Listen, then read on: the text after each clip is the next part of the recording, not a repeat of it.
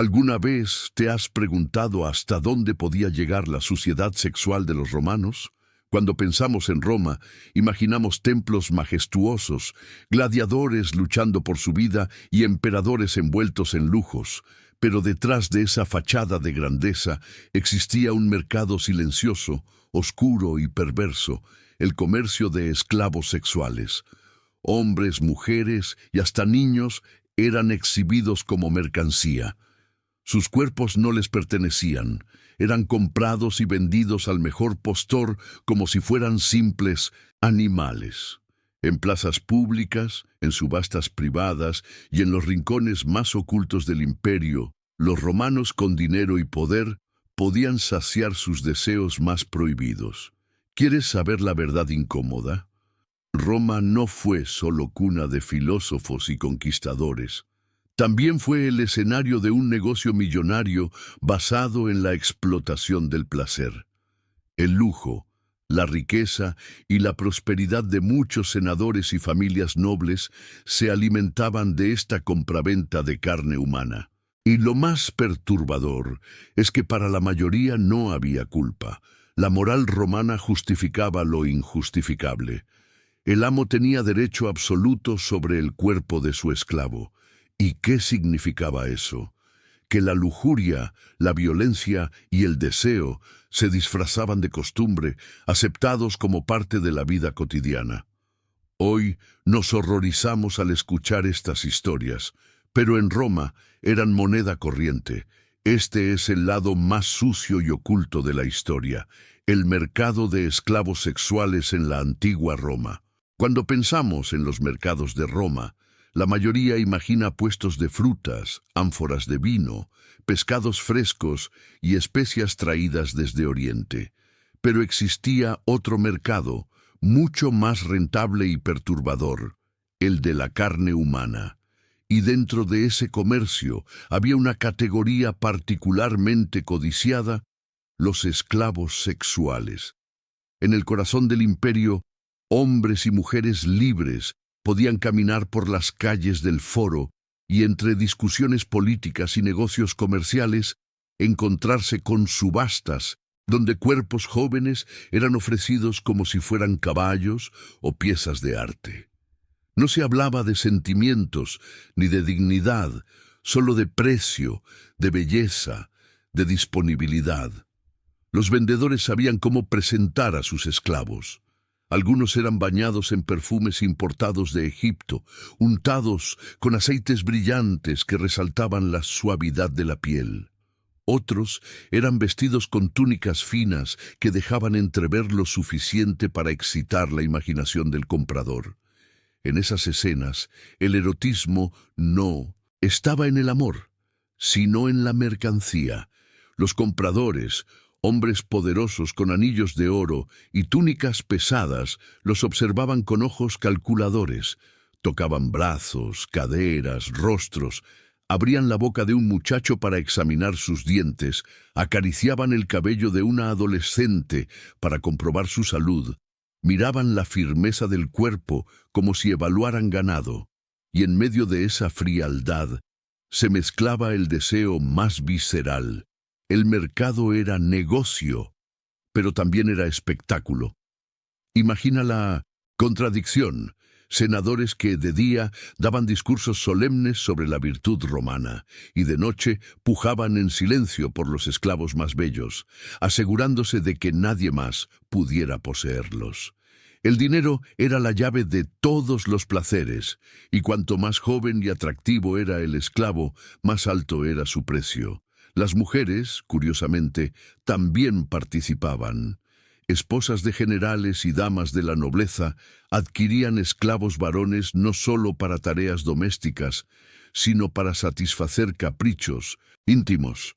Roma no tenía límites cuando se trataba de placer. Se compraban cuerpos de todas las edades, orígenes y características físicas. Había demanda para piel clara, para piel oscura, para cabellos dorados, para rasgos exóticos traídos de África o de Asia. Todo se vendía, todo tenía un precio. Los mercados estaban organizados de forma sorprendentemente profesional. Existían catálogos donde se describía la edad, el origen y las habilidades de cada esclavo. Algunos eran vendidos como músicos o bailarinas, pero con un guiño implícito. Quien los compraba sabía que además de entretener con su arte, debían servir en el lecho.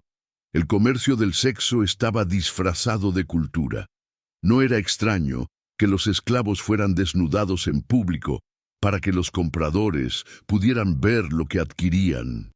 Esa desnudez forzada, frente a decenas de ojos ávidos, mezclaba la humillación con la excitación del mercado. Los cuerpos eran girados, mostrados, ofrecidos como si fueran estatuas vivientes. Y, detrás de cada mirada, se escondía un deseo prohibido. Los vendedores incluso usaban técnicas de marketing. A los jóvenes más bellos los iluminaban con lámparas, les ponían perfumes y joyas falsas para aparentar lujo. A las mujeres se les enseñaba a sonreír, a bajar la mirada de forma seductora. El objetivo era claro: disparar la imaginación del comprador, vender no solo un cuerpo, sino una fantasía. ¿Y cuánto costaba un esclavo sexual? El precio variaba según la edad, la belleza y la rareza. Un adolescente de piel clara y cabellos dorados podía alcanzar el valor de una villa pequeña en el campo. Una bailarina entrenada en artes orientales podía costar más que un caballo de guerra. El dinero fluía como un río, porque en Roma el lujo y la lujuria caminaban de la mano. Lo más inquietante era la aceptación social. Nadie se escandalizaba. Para un romano, tener esclavos de placer era símbolo de riqueza y poder. Cuantos más esclavos hermosos, más alto el prestigio. Era común que en los banquetes privados, entre copas de vino y risas estruendosas, los amos exhibieran a sus esclavos como trofeos, haciéndolos bailar o simplemente mostrándolos semidesnudos frente a los invitados. El mercado de esclavos sexuales era también un mercado de hipocresía. Los mismos hombres que en público defendían la disciplina y la virtud, en privado competían para ver quién poseía al esclavo más joven, más raro, más exótico. Roma era un escenario de contrastes, filosofía y poesía durante el día, depravación y deseo durante la noche. En este negocio, incluso los cuerpos se clasificaban por categorías. Los más jóvenes eran llamados delicias, destinados a satisfacer a los clientes más exigentes. Los más maduros eran vendidos como acompañantes de lujo, expertos en juegos eróticos y conversaciones refinadas. Cada esclavo tenía un rol en esa maquinaria del placer. Y no olvidemos el aspecto más cruel. Ninguno de esos cuerpos tenía elección. La sonrisa seductora, la mirada baja, los gestos insinuantes. Todo era entrenado, obligado, impuesto por el amo y el vendedor. Detrás de cada esclavo sexual había una historia de despojo, de violencia, de libertad arrancada. Sin embargo, para el romano que pagaba el precio, todo eso era invisible. Lo que importaba era el deseo satisfecho, el lujo exhibido, el poder reafirmado. El mercado de la carne no era un secreto sucio escondido en callejones. Era una institución, parte del sistema económico y social del imperio. Así, Roma construyó su grandeza sobre pilares de mármol, pero también sobre cuerpos convertidos en objetos de placer. Y esa contradicción es lo que hace que su historia, aún hoy, nos resulte tan fascinante y repulsiva al mismo tiempo. En Roma, la esclavitud no era solo trabajo duro en los campos o tareas domésticas interminables en las villas.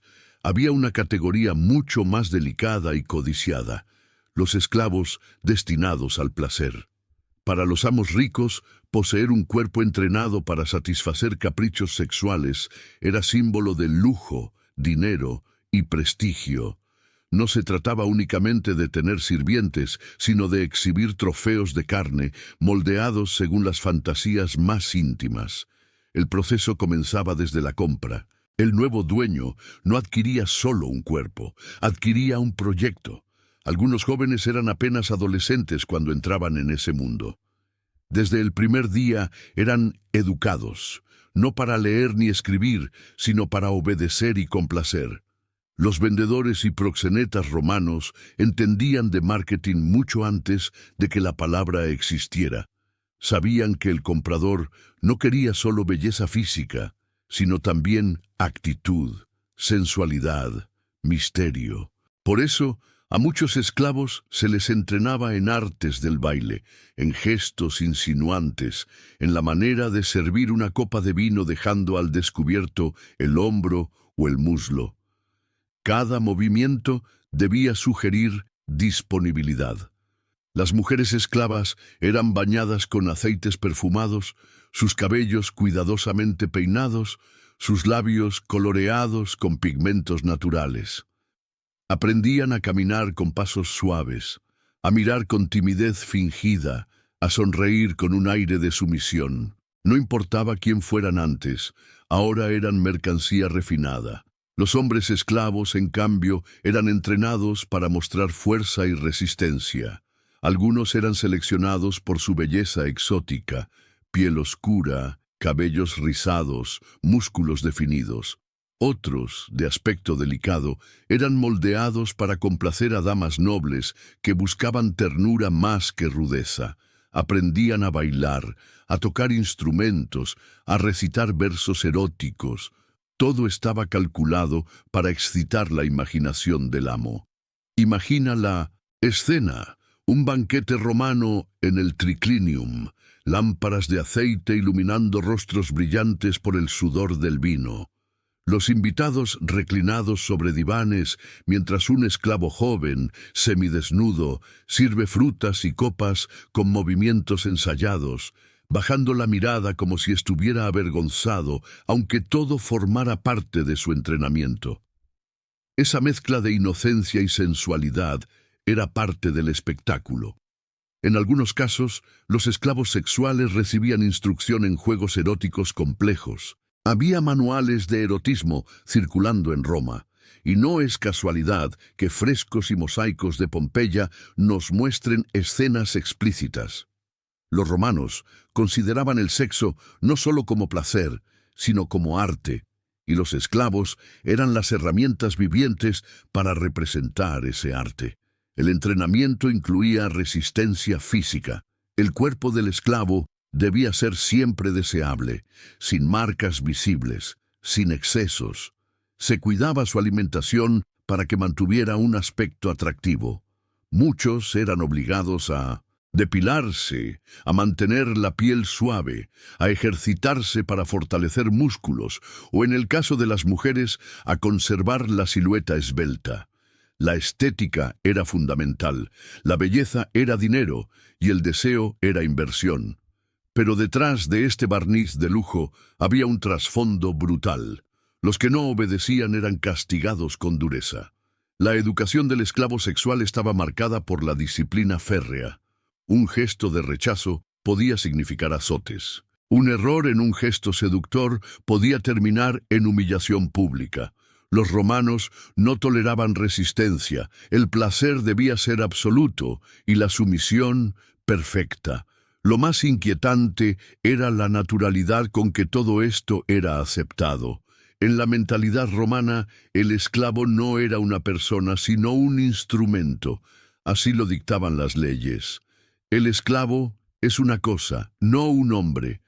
Y bajo esa lógica podía ser usado, exhibido, compartido o vendido nuevamente sin ningún problema moral. El erotismo del mercado de esclavos se volvía entonces un espectáculo de poder. Para un senador o un rico comerciante no se trataba únicamente de disfrutar del cuerpo adquirido, sino de mostrarlo como símbolo de riqueza. Invitar a amigos y decir, mira lo que compré, mira lo que poseo, era parte de la dinámica social. Los esclavos más bellos eran como joyas vivientes. Roma era una ciudad de contrastes extremos. Por las mañanas, el pueblo asistía al foro para escuchar discursos sobre virtud, disciplina y moral. Por las noches, Las casas privadas se convertían en escenarios de libertinaje, donde los esclavos eran obligados a interpretar papeles eróticos en banquetes bañados de vino. Lo público era rectitud, lo privado, desenfreno. Los romanos incluso daban nombres provocativos a sus esclavos sexuales. Algunos eran llamados Delicia, Eros o Afrodita, recordando a los dioses del deseo. Los nombres reforzaban la idea de que no eran individuos, sino fantasías encarnadas. Cada gesto, cada mirada, cada palabra estaba moldeada para excitar a quien los poseía. La erótica romana no conocía límites de género. Los hombres compraban tanto a mujeres como a otros hombres, y lo mismo hacían las mujeres ricas. La bisexualidad era algo cotidiano, siempre y cuando el rol dominante lo ejerciera el ciudadano libre. El esclavo, fuera hombre o mujer, estaba destinado a la sumisión. Los banquetes eran quizás el lugar donde más se exhibía esta realidad. Entre copas de vino y risas, los amos ordenaban a sus esclavos bailar, cantar o simplemente mostrar sus cuerpos frente a todos. La humillación formaba parte del deseo. Para el invitado, observar cómo un joven era obligado a obedecer era tan excitante como poseerlo. El poder en Roma era afrodisíaco. Algunos esclavos se convertían en favoritos, casi en amantes oficiales, aunque sin nunca dejar de ser propiedad. Eran adornados con joyas, vestidos con telas finas, acompañaban a sus amos en público como si fueran trofeos. Pero, a pesar del lujo, seguían siendo objetos. Podían ser regalados a otro, vendidos o castigados en cualquier momento. En esta sociedad, el cuerpo del esclavo era moldeado como una obra de arte, pero también como una herramienta. Roma alcanzó tal refinamiento en este comercio que, en algunos momentos, se borraba la línea entre el teatro, la prostitución y la esclavitud. Lo que para nosotros hoy es escándalo, para ellos era simple espectáculo. La paradoja es evidente. Roma, cuna de filósofos y leyes, también fue cuna de uno de los mercados sexuales más organizados de la historia. El esclavo no era solo un sirviente, era un objeto erótico, un juguete humano, y en esa cosificación absoluta estaba la raíz de un imperio que no conocía límites. Roma era un imperio de contrastes. A plena luz del día, en el foro, los senadores discutían sobre moral, disciplina y virtud. Pero en las sombras, en las casas privadas y en los mercados ocultos, se gestaba uno de los aspectos más repulsivos de su grandeza: la venta y explotación de niños y adolescentes como esclavos sexuales. Para los romanos, la edad no era un límite cuando se trataba de placer. Los comerciantes sabían que la inocencia era un lujo que se pagaba caro y que las élites estaban dispuestas a gastar fortunas para poseer aquello que estaba prohibido. En las subastas, muchachos de 12 o 13 años eran exhibidos como rarezas exóticas, descritos por el subastador con la misma frialdad con la que se describía un caballo o una joya. Las niñas, aún más vulnerables, eran maquilladas para acentuar esa mezcla imposible entre infancia y sensualidad. Llevaban túnicas ligeras que dejaban entrever sus cuerpos en desarrollo, mientras los compradores las observaban con ojos calculadores. El contraste era brutal, la pureza convertida en espectáculo para hombres ebrios de poder. ¿Y qué decía la ley? Nada. El esclavo, sin importar su edad, no era persona, era propiedad, y bajo esa lógica, un niño comprado en el mercado podía ser usado, castigado o revendido sin que nadie levantara la voz. El abuso no era crimen, era costumbre. Una vez adquiridos, comenzaba la etapa más cruel, la disciplina del placer. Los jóvenes eran obligados a aprender gestos seductores, sonrisas fingidas, miradas sumisas.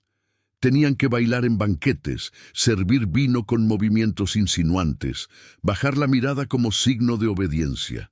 Cada error, cada gesto de rechazo era castigado con azotes, encierros o humillaciones públicas. Roma no toleraba resistencia. En los banquetes privados, estos adolescentes eran el centro del espectáculo. Imagina un salón iluminado por lámparas de aceite, mesas cubiertas de manjares, copas rebosantes de vino, y en medio, jóvenes semidesnudos obligados a bailar frente a decenas de invitados. Entre risas, comentarios obscenos y aplausos, los amos demostraban su poder no solo poseyendo, sino exhibiendo su dominio sobre los cuerpos más frágiles. Algunos amos iban aún más lejos, inventando castigos eróticos como parte del entretenimiento. La humillación se convertía en un juego, el dolor en espectáculo. Los invitados disfrutaban no solo del vino y la comida, sino también de la degradación pública de los esclavos. Era la mezcla más perversa de placer y crueldad. Y lo más inquietante es que esto no era un secreto vergonzoso.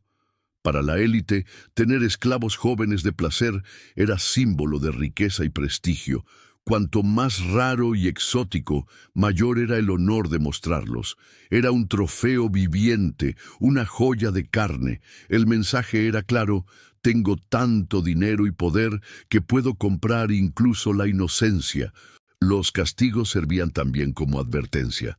Un joven que lloraba demasiado podía ser marcado con hierro candente. Uno que se negaba a obedecer era degradado y vendido a un burdel de baja categoría, donde la explotación era aún más brutal. El mercado no perdonaba, exprimía cada cuerpo hasta el límite y cuando ya no servía, lo descartaba sin miramientos. Incluso los emperadores formaban parte de estas depravaciones. Historias de crónicas antiguas relatan fiestas secretas en palacios donde decenas de adolescentes eran alineados y ofrecidos como si fueran banquetes de carne humana para saciar el apetito insaciable de los poderosos. No eran rumores aislados. Los cronistas hablaban con detalle, señalando que lo que más excitaba a los invitados no era solo la juventud de los cuerpos, sino la sensación de tener dominio absoluto sobre ellos. La hipocresía alcanzaba niveles grotescos. Los mismos senadores que en público defendían la moral y el autocontrol, en privado competían entre sí para ver quién poseía al esclavo más joven, más exótico, más difícil de conseguir. Roma se construía de discursos solemnes durante el día y depravaciones clandestinas durante la noche. El negocio prosperaba porque alimentaba dos deseos profundos: el placer y el poder. Para un aristócrata, comprar un niño no era solo un acto de lujuria, era una declaración de riqueza. Cada cuerpo comprado era un trofeo que gritaba: mi fortuna me da derecho a lo que otros jamás podrán tocar. Lo más trágico era la naturalidad con que todo esto se aceptaba. Nadie veía en estos jóvenes a personas, eran simplemente posesiones. El dolor era invisible. Las lágrimas no contaban. La sociedad entera había normalizado lo que hoy consideramos monstruoso, y es precisamente aquí donde Roma nos muestra su verdadero rostro. Un imperio brillante en mármol y oro, pero sostenido en silencio sobre cuerpos rotos y destinos arruinados. Porque detrás de cada conquista, detrás de cada banquete, había un niño vendido, una niña humillada, un esclavo reducido a objeto. Esa es la herencia más oscura de Roma, la que rara vez se cuenta. El poder de convertir la inocencia en mercancía y el sufrimiento en espectáculo. Y es esa contradicción entre grandeza y perversión lo que hace que su historia, aún hoy, nos siga fascinando y horrorizando al mismo tiempo. El mercado de esclavos sexuales en la antigua Roma no fue un episodio aislado ni un secreto vergonzoso escondido en callejones. Fue un negocio estructurado, con redes de comerciantes, intermediarios y familias enteras que levantaron fortunas gracias a la compraventa de cuerpos. Y lo más provocador es que muchos de los nombres más respetados de Roma participaron directa o indirectamente en este comercio. En el puerto de Ostia, el principal acceso marítimo de Roma, llegaban barcos cargados no solo de trigo, especias y vino, sino también de carne humana. Entre los esclavos traídos de Grecia, Asia Menor o África, algunos estaban destinados a los campos, otros a las minas, y los más jóvenes y bellos eran apartados para los mercados privados de placer. Estos cuerpos especiales podían venderse en cuestión de horas a precios exorbitantes. Se calcula que un esclavo común podía costar lo mismo que un burro o una mula, pero un esclavo destinado al placer, joven y bien entrenado, podía alcanzar el valor de una villa rural completa. Era un negocio de lujo, exclusivo, reservado para aquellos con suficiente dinero para presumir no solo de riqueza material, sino de lujuria satisfecha. Los escándalos no tardaban en filtrarse. Crónicas antiguas cuentan que senadores reconocidos, generales victoriosos e incluso emperadores se vieron envueltos en rumores sobre orgías y fiestas privadas, donde adolescentes esclavos eran exhibidos como si fueran trofeos. El contraste era grotesco.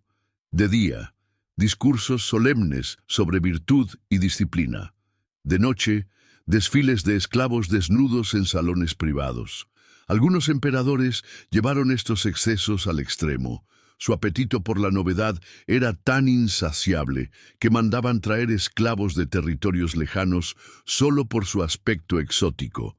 La mezcla de razas, edades y características físicas se convirtió en un catálogo vivo de deseos.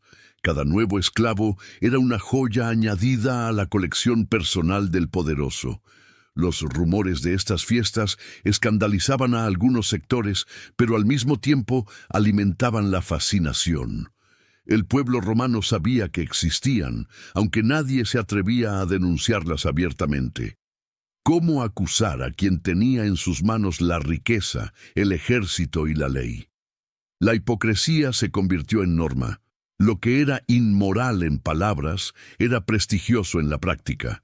Detrás de cada transacción existía toda una industria. Había vendedores especializados en esclavos jóvenes, instructores encargados de entrenarlos, proxenetas que negociaban en las sombras y comerciantes que traficaban cuerpos entre provincias.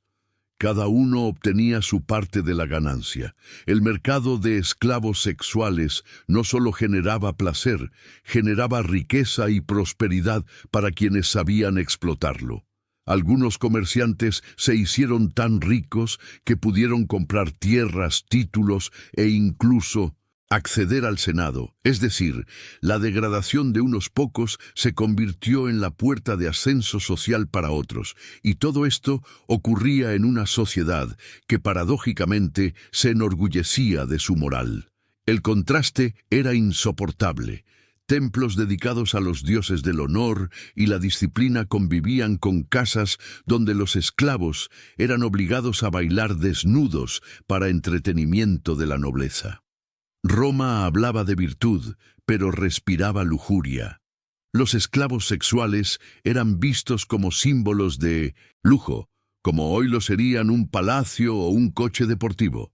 Tenerlos no era solo cuestión de deseo, sino de estatus social. Cuanto más caro el esclavo, mayor la gloria de su amo. Pero esa ostentación traía consigo un veneno, la corrupción moral de toda una sociedad. Los jóvenes esclavos eran tratados como objetos desechables. Se les exprimía hasta que dejaban de ser atractivos, y entonces eran vendidos a burdeles de baja categoría, donde el sufrimiento era aún más brutal. Otros simplemente eran descartados, abandonados a la miseria o la muerte. Los mismos hombres que construían leyes y filosofías que aún hoy estudiamos, participaban de un sistema basado en la explotación sexual y la humillación. Y ahí está la ironía más grande. Roma, modelo de civilización, fue también un imperio edificado sobre cuerpos rotos y destinos destruidos. Este mercado dejó una huella que todavía hoy resuena en la historia. La idea de que el poder económico y político da derecho absoluto sobre el cuerpo de otros no desapareció con la caída de Roma. Se reprodujo en distintos momentos, en los harenes de Oriente, en las cortes europeas y hasta en los burdeles de la modernidad. Roma nos enseñó que cuando el deseo se mezcla con el dinero y el poder, los límites desaparecen. Y sin embargo, pocas veces se habla de este lado oscuro. Preferimos admirar los acueductos, las calzadas, el Coliseo. Olvidamos que detrás de cada bloque de mármol había esclavos explotados y que detrás de cada banquete había niños vendidos al mejor postor. La historia oficial embellece el mármol y esconde la sangre. Hoy, al mirar hacia atrás, la pregunta es inevitable. ¿Qué fue Roma realmente? ¿Un imperio de civilización o un imperio de depravación disfrazada de grandeza? La respuesta quizás sea que fue ambas cosas al mismo tiempo. Roma nos fascina porque encarna la contradicción humana en su máximo esplendor. Fue capaz de construir maravillas arquitectónicas y destruir inocencias con la misma frialdad. Fue capaz de escribir tratados sobre virtud y practicar orgías con esclavos en la misma noche. El mercado de esclavos sexuales es la prueba más clara de esa contradicción. Allí se cruzaban el lujo y la miseria, el poder y la humillación, el placer y el dolor. Era el espejo más honesto de un imperio que no conocía límites. Y tal vez, por eso, aún hoy, su historia nos atrae tanto como nos repulsa. Porque al hablar de Roma, no solo hablamos de un imperio antiguo, hablamos también de nosotros mismos, de nuestra capacidad para justificar lo injustificable, para disfrazar la crueldad de costumbre, para esconder la perversión detrás de palabras como riqueza, prosperidad y gloria. Ese es el verdadero legado de Roma. Recordarnos que la grandeza puede construirse sobre la barbarie y que los imperios más admirados pueden esconder los pecados más sucios.